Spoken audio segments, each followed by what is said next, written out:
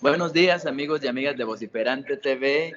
Hoy nos encontramos aquí con Lani, con Rocco y con Lalo, como todos los domingos, para comentar pues algunas de los sucesos más importantes que han acontecido en México y el mundo pues en estos días, ¿no? Y queremos, bueno, especialmente este día tocar pues un caso que estremeció a la República Mexicana y que creo que pues es importante comentarlo pues no solo entre nosotros en esta edición del programa, sino también con pues nuestras familias y con nuestro entorno pues más cercano, ¿no? Y me refiero a lo que pasó el pasado 10 de enero en Torreón, Coahuila, en el Colegio Cervantes, en el que, bueno, lamentablemente un niño tomó pues un arma de su casa y mató a un par de personas, entre ellas su maestra y compañeritos. Y vamos a tocar eso porque normalmente pues ya se habían, nosotros como mexicanos lamentablemente tenemos, pues estamos muy acostumbrados a ver que haya balaceras, pero una de este tipo no tanto, ¿no?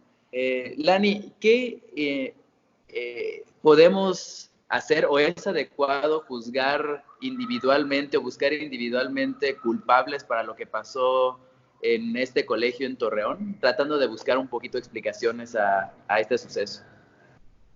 Sí, mira, yo creo que tenemos que ser un poco más solidarios, ¿no? La cultura latinoamericana a veces me parece que carece un poco de solidaridad, y en este sentido voy a remontarme a la cultura africana, ¿no?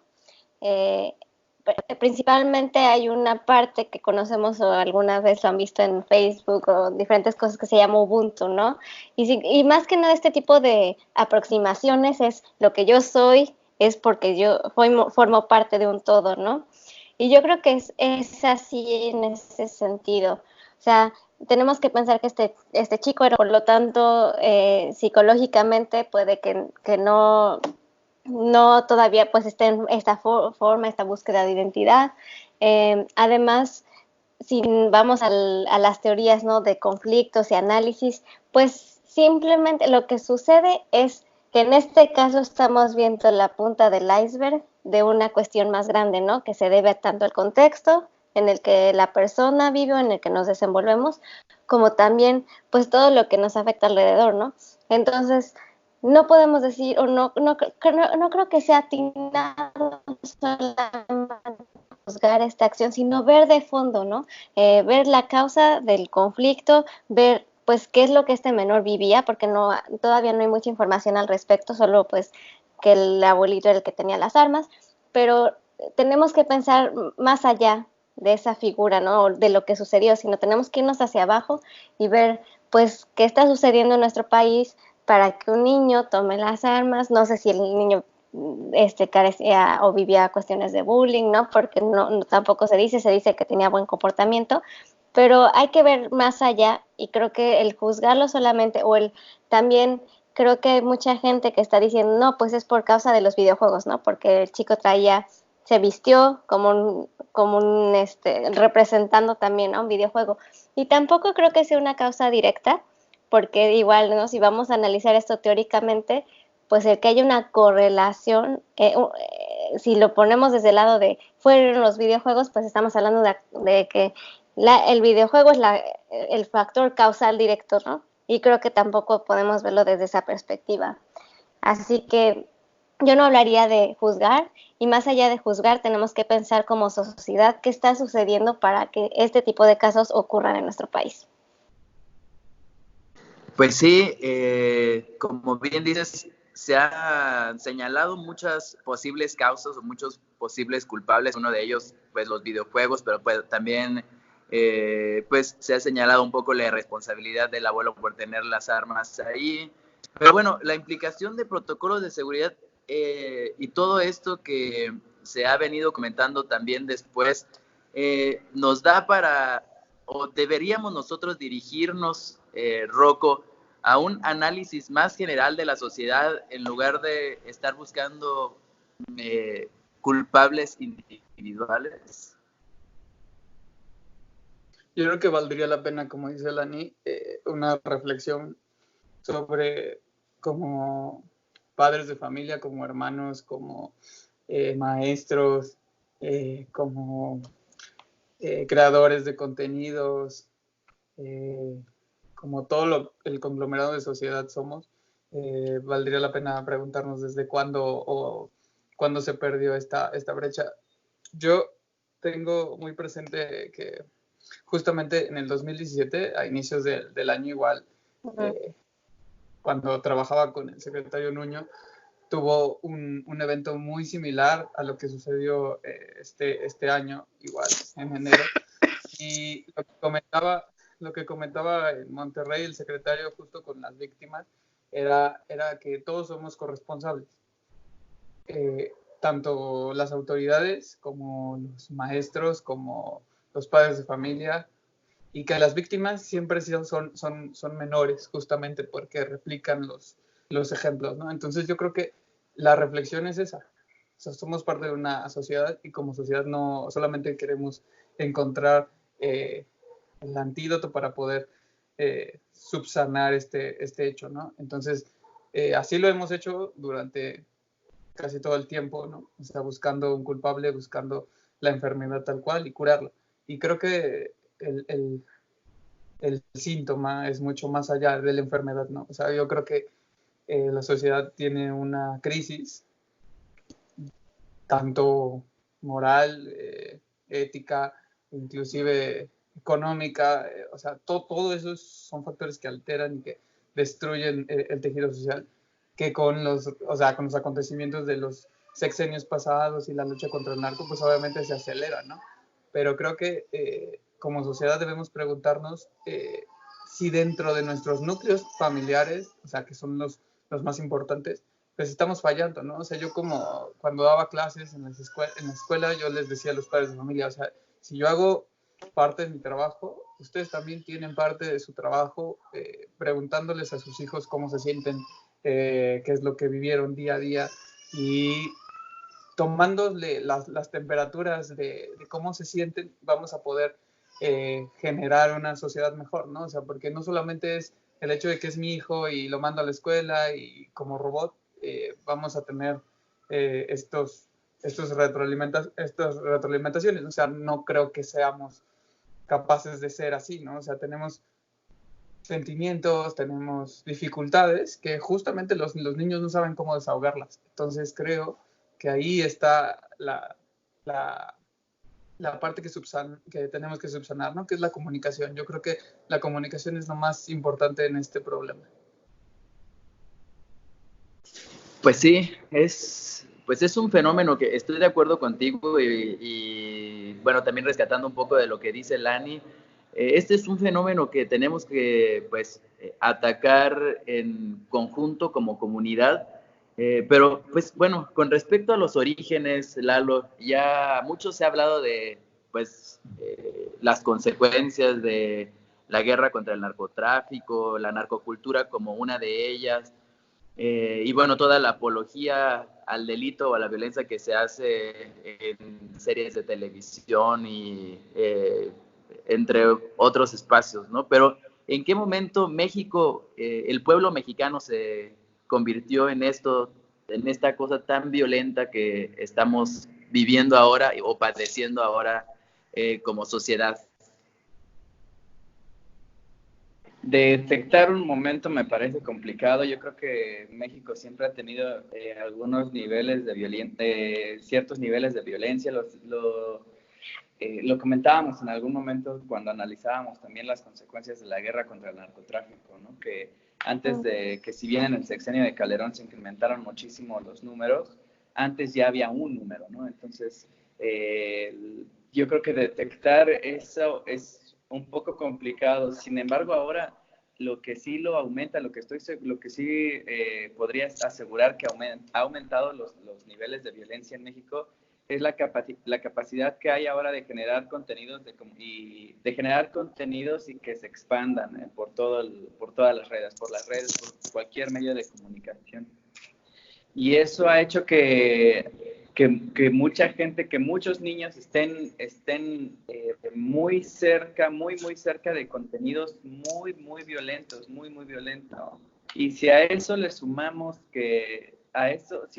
por ejemplo, los videos que llegan en WhatsApp y todo eso de mí me estremecen, ¿no? Son sumamente aterradores. Y si eso le llega a un niño, pues ellos también, no sé si a mí me cuesta trabajo asimilarlo, no sé qué tanto trabajo le pueda costar a un niño ver algo así.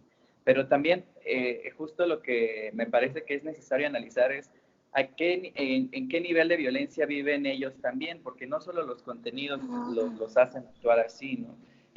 Si ellos si viven en una sociedad o si van a una escuela en la que son sometidos a violencia de clase, por ejemplo, en la que un niño les está recordando todo el tiempo que son pobres, o si un niño les está recordando todo el tiempo que son feos, ¿no? O que son morenos, o no sé qué.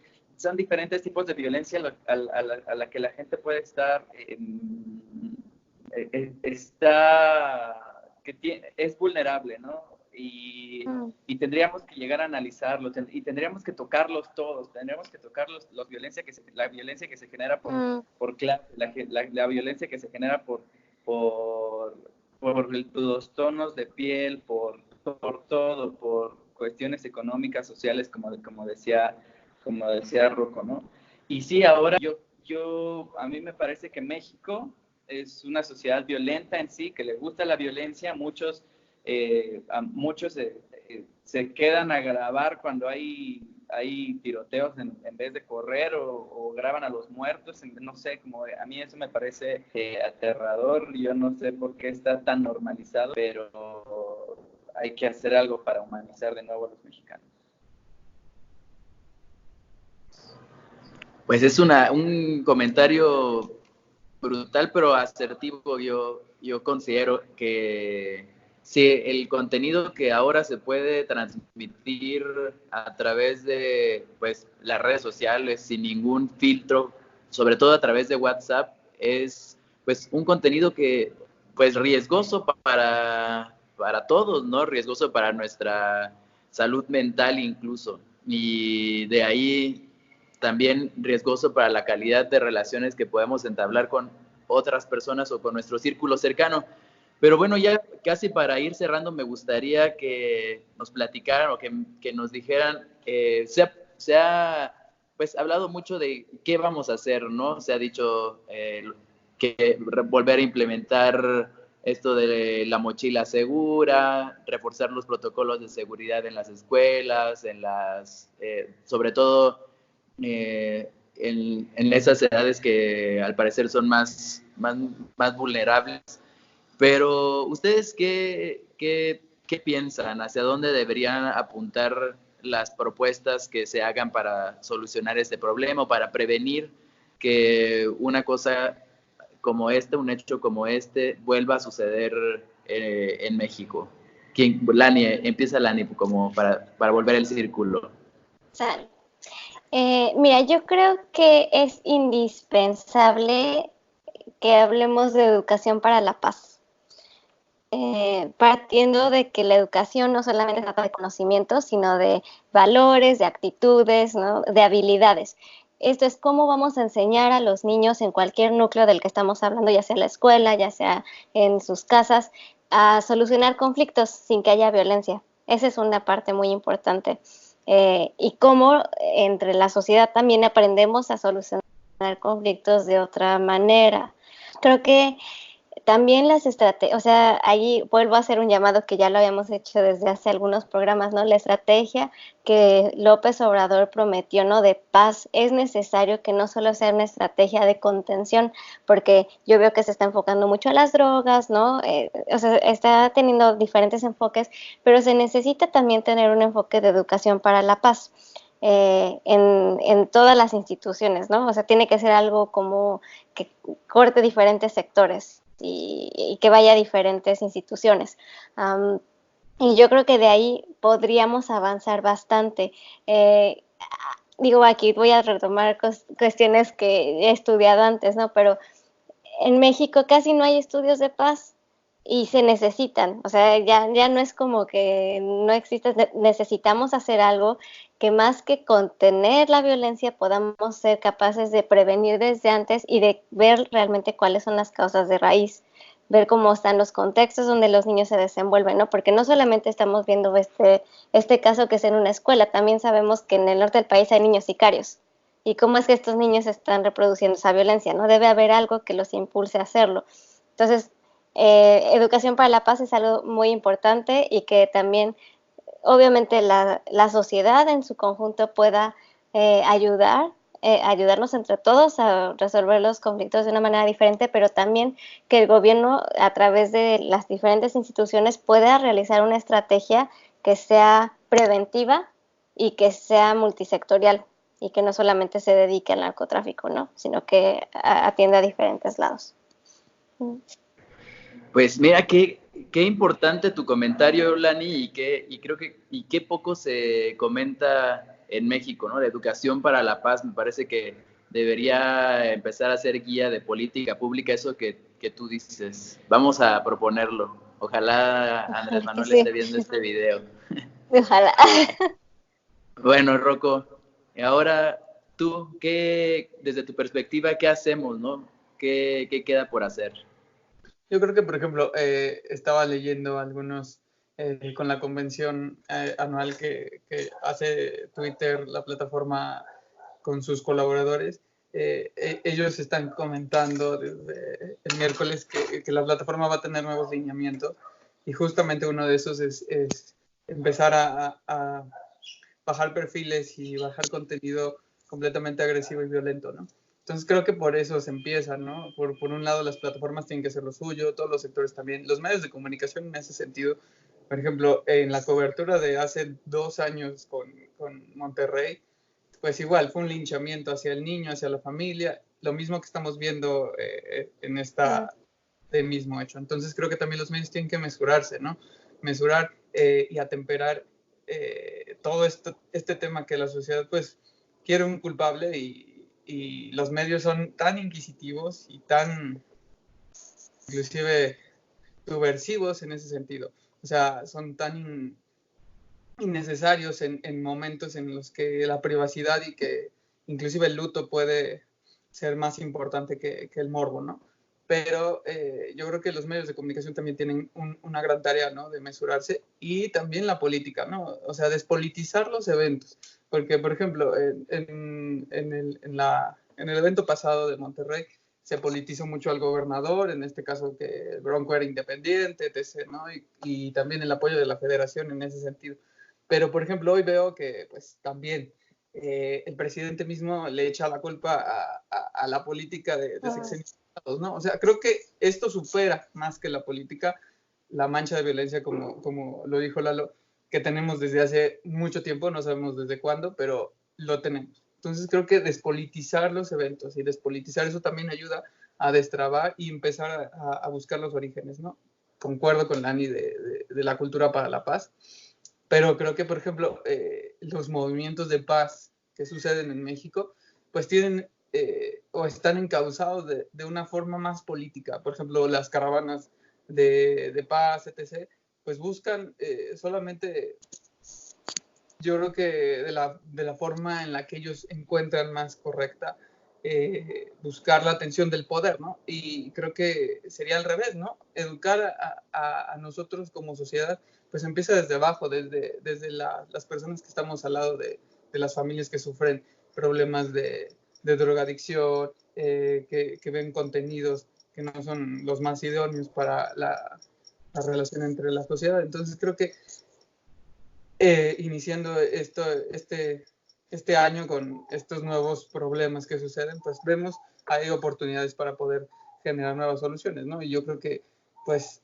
marchar o generar como que el poder lo voltee a ver, pues sí es importante, pero las acciones son más importantes. Y creo que eso, lo que dice Lani, pues es más importante, ¿no? Generar esa comunicación que hay entre todos nosotros y justamente en las escuelas, ¿no? Que son los nichos de conocimiento para las nuevas generaciones.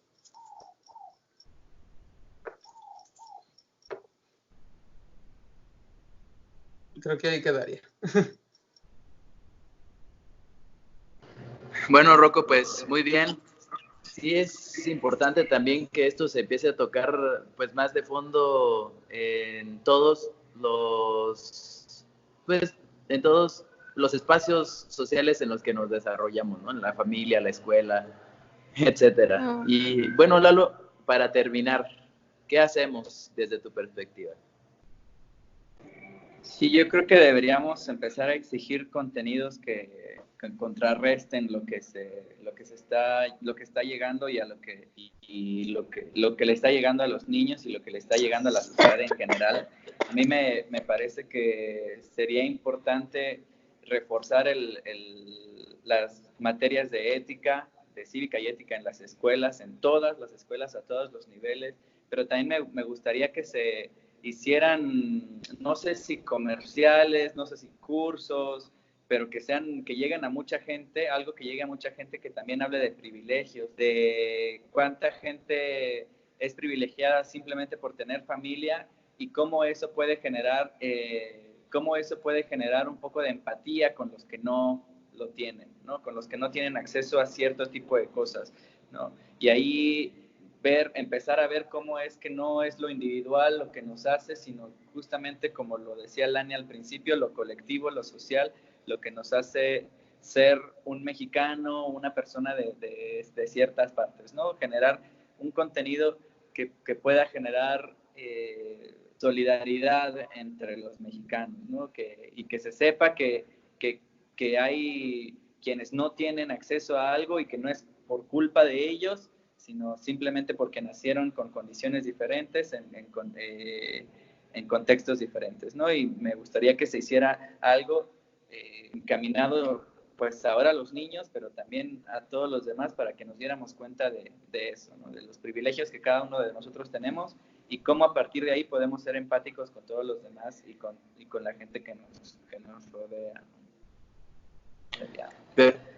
Perfecto, Lalo. Pues muchas gracias a todos. Sí, yo también pienso que deberíamos hacer una campaña muy importante de la cultura de la paz, para promover la cultura de la paz, la educación de la paz, como dijo Lani hace un ratito. Pero bueno, esto se nos acabó el tiempo por esta vez. Les agradezco mucho que hayan estado acá como todos los domingos.